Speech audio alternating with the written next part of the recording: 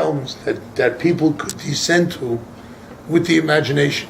On the other hand, Rabbi Nachman writes, right, that imagination is the highest point of this world.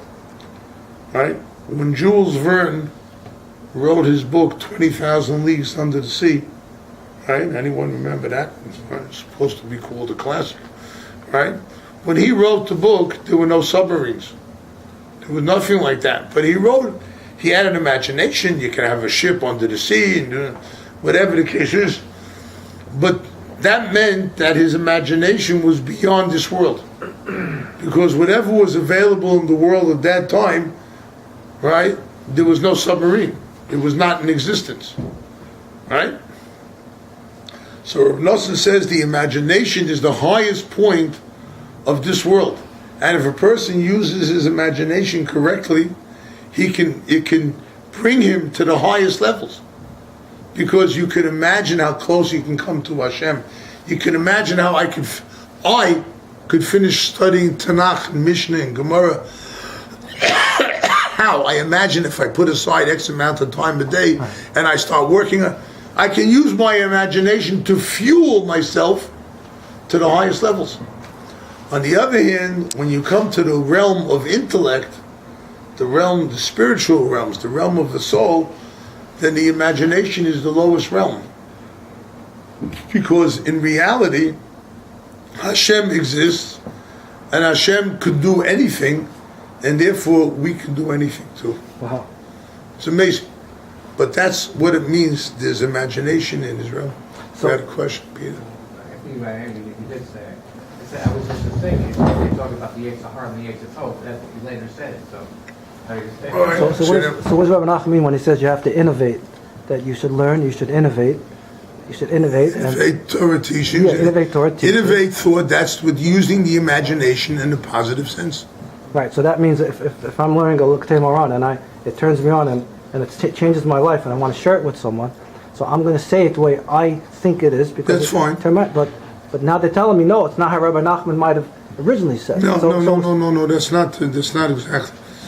What he originally said, someone asked Rabbi Nachman, he said to him, the Gemara says X amount, right? Yet you can find countless, hundreds of commentaries on a certain Talmudic teaching. So now someone asked him, the author of that statement in Talmud, did he have in mind all these teachings when he taught that or not? I mean, he made a statement, right? Does that mean that everyone that he already thought of it then? There were some things that weren't even applicable in those days, right? Rabbi Nachman said no. The tzaddik who innovated the Torah teaching at his level, innovated it from the highest levels of creation, which supersedes everything that we can even think about. So it's automatically the Ruach HaKodesh, the divine inspiration in that teaching includes what I'm going to innovate to. It includes it. It may not necessarily did he have in mind that teaching, but it's included there too. Follow? Yeah. Because it comes from such a high place that's so lofty that, well, $200 contains $100, right? So if I have $100, the guy who has 200 has what I have too, right? So that what it means is that the higher level includes the lower level too. Their Torah emanated from such a high place that it includes my teaching too. I'm sharing with you my thoughts. I'm not telling you this is what Rabbi Nachman was teaching and this is what you have to. I'm not doing that. Follow? I'm sharing with you my thoughts of Torah, which anyone is allowed to do. Right? If it's right or if it's wrong. Right? We'll find out in time to come. But me, if I feel something that turns me on, something that gives me a boost, so why shouldn't I take it? Why shouldn't I learn from it?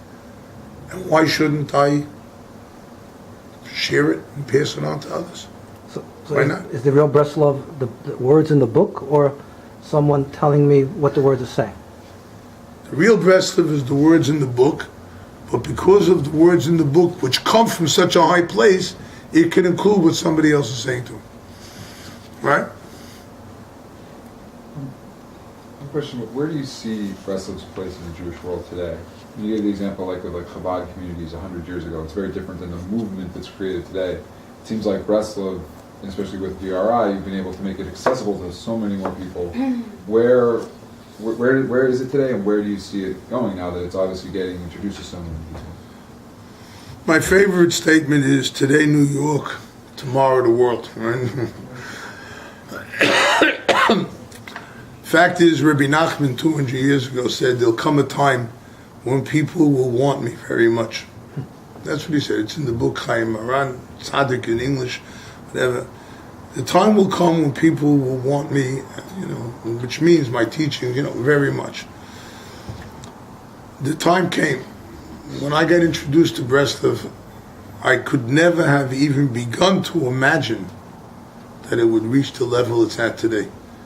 When we were kids growing up with Breslov and whatnot, teenage years and what, we take a look, we would speak to people. Rabbi Nachman of who? Rabbi Nachman, who's he? And I'm not talking about irreligious people. I'm talking about Hasidic people, right? But Rabbi Nachman was not known.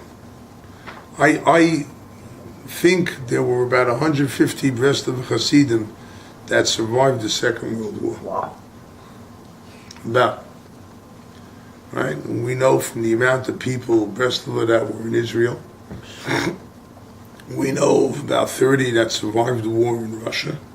And there were about another 30 that survived the war in the DP camps. And there was about 1 million in America, in New York, going back, 1940s, right? When I came into Breslov, so let's say there were 250, 300 people, right? When you get to the 30-odd thousand people that came to this Rosh Hashanah, right? The numbers, it's like in Egypt. There's 6 children that are shot, something to that effect. You take a look and you see, and you look at the growth, it's impossible to explain. And yet, it keeps on growing every day. Because, frankly, since the Baal Tshuva movement, the way we know it, started in the early 70s. That's when people started becoming college dropouts. And they were looking for smoke, dope and cocaine and all that. Some of them ended up in Jerusalem, and they were grabbed into a yeshiva. They were basically college dropouts. That's the beginning of the Baal Tshuva movement, the way we know. Eventually, it began to spread to other people and others and others, and that's the way it came. Now, around 1990, and I'll tell you a reason for it in a minute, but around 1990, all of a sudden the world started moving at a much faster pace, and things began developing in a way where spirituality became the in thing. You had the Muslim, the radical Islam, you had the Christian right, you take a look all over the world. These groups started in the 80s becoming prominent, but by the 90s they were already with the same thing, because there's a spirit of spirituality that came down to the world. The Novi Zechariah, in the book of Zechariah, it says, "V'esruach hatuma a'avir min ha'aretz." I will remove the spirit of impurity from the world, and I will bring a spirit of purity. Okay? Now I'm going to go back for a minute, then I'll continue this. Why 1990? What happened then? End of communism. But why? Why? Why did you? Why 1990? Here's something very amazing. The world was created to exist 6,000 years, right? According to the Kabbalah, whatever, the first 5,000 years The Gemara says there were 2,000 years of Tohu, of naught, 2,000 years of Torah, which ended at the time shortly after the second temple was destroyed. And then there's 2,000 years, the days of Mashiach, when Mashiach can come any day. But of the 6,000 years, they correspond to the 6 days of the week, and they correspond to the 6 Sefirot, Chesed, Gevurah, Tiferes, Netzach, Hod, Yesod, right? So if the 6th millennium, which we are in now, represents Friday, so take a look at the date. When it started, it was at the end of the time of the Rishonim, and we know the day is divided into 4 times, right? You have from nightfall until midnight, Chatzot. Then you have Chatzot until daybreak. Then you have daybreak until midday. And you have midday until nightfall again, right? The first 250 years of this millennia represent the nightfall till Chatzot. It was dark days. There were a lot of exiles in Europe. There were a lot of difficulties that came out at the end of the time with the Rishonim and whatnot. Into the time of the Arizal. The Arizal came on the scene at about the year 250. 1490. Right? About the year 250 of the 5250, right? 1490, okay? But that was the time there was the Spanish Inquisition, the Inquisitions in Spain and Portugal and whatnot. But also it was the revelation of the Kabbalah. A bright light that has now come. This was at when? This is at the first quarter of the day, or Chatzot at night, which in Rabbi Nachman's teachings you have in the Shulchan Aruch and in the Gemara, that Chatzos arising at midnight and lamenting the temple is a very great thing. This is what the Arizal did. He woke up and brought the light of what it means to lament the temple in order to be able to bring, now you're turning from the darkest part of night towards daybreak. The year 5500 was the Baal Shem Tov. 1740. Right? But that was the Baal Shem Tov. And the Baal Shem Tov represents daybreak on Friday morning, when light became the light of Hasidus. So now, 250 years after that, 5,750 was 1990. That represents midday on Friday afternoon. Okay? Which means that now we're in Erev Shabbos. And Erev Shabbos, if you notice, everyone's in a frenzy. And they have to just move in order to bring Shabbos in. Right? You have to run, you have to jump. I forgot this, I have to buy this, I have to get this on the fire. Right? The Gemara talks about how on Friday afternoon, there's always a big Yetzer Hara between husband and wife. They're always fighting. Are you ready? Screaming and yelling, getting ready for Shabbos. There's a big Yetzer Hara that comes in Friday afternoon. Zoya speaks about it. Rabbi Nachman mentions it in lesson 19. Point is that from 1990, if you'll take a look at how the world has been moving, there's a certain speed that the world is going at since 1990 that was non-existent beforehand. The channels of justice, the wheels of justice used to turn very slowly. They go a lot quicker now. Things are moving at a much more rapid pace. Why is that? Because we're in the throes of Mashiach right now. So back to what we said about spirituality, why it's happening. And since then, there's been this spirit of spirituality descending upon the world. Right? If you remember in the 80s and the 90s, there were a lot of gurus, a lot of the Hare Krishnas, and a lot of these people, there were Maharajis and Warnock, they all became popular in the 80s and 90s. Right? There was a guy, Ram Dass. Did you ever hear of him? He was a Jewish guy named Kaplan. Alfred. Right? He's still alive.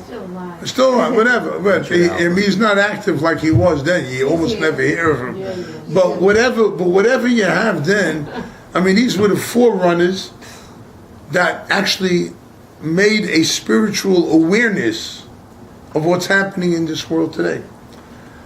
One, as I said earlier, biased opinion, and I'm very proud of it, is the one who can really bring that spirituality out is Rabbi Nachman.